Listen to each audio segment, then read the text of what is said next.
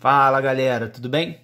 Na folhinha de hoje nós iremos trabalhar o estudo analítico dos espelhos esféricos de Gauss, ok? Para que a gente possa estudar analiticamente os espelhos esféricos, é necessário que nós conheçamos algumas variáveis, ok? Ao colocar um objeto na frente de um espelho, seja ele côncavo, convexo ou um espelho esférico, esse objeto, o espelho vai gerar uma imagem desse objeto, ok? Esse objeto ele vai ter altura O. Então, O é o tamanho do objeto, em centímetros, ok? A altura dele em centímetros. Esse objeto é colocado em uma posição P do vértice do espelho. Então, P é a posição do objeto ou abscissa do objeto. Beleza? A imagem é gerada a uma certa distância do vértice do espelho.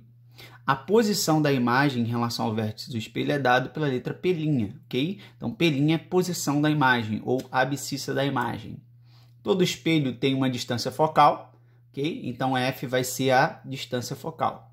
E essa imagem ela vai ter um tamanho, I vai ser o tamanho da imagem, ok? Então, recapitulando, para aplicar as fórmulas dos espelhos esféricos de Gauss, para poder estudar analiticamente esses espelhos, ou seja, fazer contas relacionado a essas variáveis, é necessário que eu saiba o significado de cada uma delas. P, posição do objeto, P', posição da imagem, O, altura do objeto, o tamanho do objeto, I, altura da imagem, tamanho da imagem, e F é a distância focal do espelho. Beleza? As equações dos pontos conjugados é uma das mais importantes para o espelho esférico de Gauss, a equação dos pontos conjugados de Gauss. Okay? A equação dos pontos conjugados ela relaciona três variáveis: o foco, a posição da imagem e a posição do objeto, F, P e P'. Então, essas três grandezas elas se encontram em uma fórmula que é essa daqui, a fórmula dos pontos conjugados de Gauss. A distância focal F é igual a P vezes P' sobre P mais P', produto da posição do objeto pela posição da imagem dividido pela soma da posição do objeto mais a soma da imagem, ok? Então, o foco é igual a P vezes P' sobre P mais P'.